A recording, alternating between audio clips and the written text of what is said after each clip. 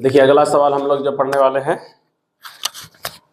ये है 8.3 का 4th नंबर क्वेश्चन और उसका 4 नंबर क्वेश्चन का चौथा नंबर जो है प्रश्न को देखिए। 1 + sec a बटा sec a बराबर होता है sin स्क्वायर a और बटा दिया है 1 - cos a। इसे हमें प्रूफ करके दिखाना है। तो चलिए कैसे प्रूफ करें, LHS को लेना होगा। इससे पहले आप लोग जो बोले हैं रोज सूत्र लिखना है, सूत्र लिखे हैं कि नहीं? प्रतिदिन सूत्र लिखिएगा सुबह उठ के, ठीक है? तो उससे सूत्र आपका मजबूत हो जाएगा। चलिए तो LHS में क्या है बाबू? LHS में देख सकते हैं तो 1 + sec a अब बटे है क्या sec a, इतना है। अब हर चीज को किधर मोड़ने के लिए बताए थे आपको, साइन कॉस के तरफ। तो जरा एक काम कर, सेक यहाँ सेक के बदले आप क्या लिख सकते हैं बताइए तो? सेक ए की जगह आप क्या लिख सकते हैं? 1/cos a लिख सकते हैं, हाँ या नहीं बताओ? लिख सकते हो ना? तो उस चीज को यहाँ पर बैठा दिया जाए। तो चलिए लिखिए 1 + सेक ए जगह क्या लिखेंगे 1/cos a और नीचे में फिर 1/cos a होगा ना। ऊपर में इसके नीचे एक माना जा सकता है, ये 1 और cos a का एलसीएम लीजिएगा, क्या हो जाएगा cos a होगा। 1 और cos a का एलसीएम क्या हो जाएगा cos a। आगे बोलो, यहाँ पर क्या लिखेगा, ध्यान दो बच्चों, इधर 1 से cos को तो cos आएगा, फिर cos ऊपर जाएगा तो cos a और प्लस क्या होगा cos cos मिल गया, ठीक। ये ऊपर में काम हुआ और नीचे में बटे दे करके नीचे वाला 1 क्या हो जाएगा cos a। यहाँ तक कोई दिक्कत?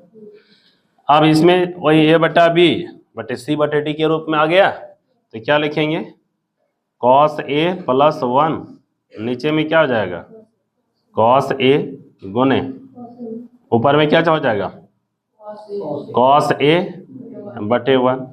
ये cos a और ये cos a खत्म, बचा क्या अपने पास cos a + 1, इतना हो गया। इसको यहीं छोड़ दीजिए।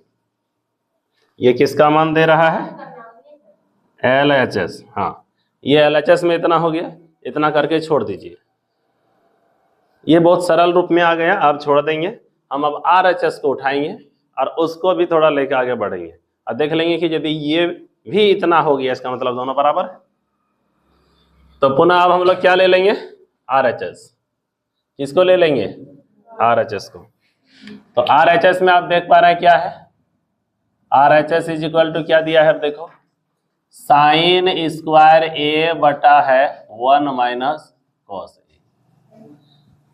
और sin स्क्वायर a की जगह आप कुछ सूत्र बैठा सकते हो, बोलिए क्या बैठा सकते हैं? sin स्क्वायर a की जगह क्या बैठा सकते हैं? Very good. तो यहाँ पर हम लोग लिख सकते हैं कि sin स्क्वायर a = लिख सकते हैं 1 - cos स्क्वायर a, लिखा जा सकता है। तो लिख देते हैं, ऊपर में क्या लिख दें 1 - cos स्क्वायर a लिख दें और नीचे में क्या हो जाएगा 1 - cos a। कल जैसे बात आई थी कि 1 - cos स्क्वायर a को आप यहाँ पर ऐसा देख सकते हैं कि 1 को आप 1 का स्क्वायर भी बोल सकते हैं।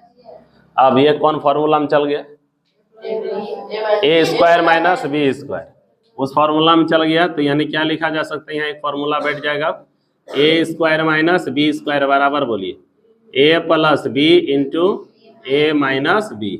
यानी क्या लिखा जा सकता है इसके जगह, तब 1 + cos a लिख सकते हैं, a + b हो गया और अगला क्या हो जाएगा 1 - cos a और नीचे जो है उठो लिखिए,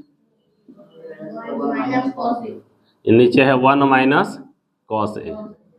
तो ये 1 - cos a ऐसे लिख दें, हाँ।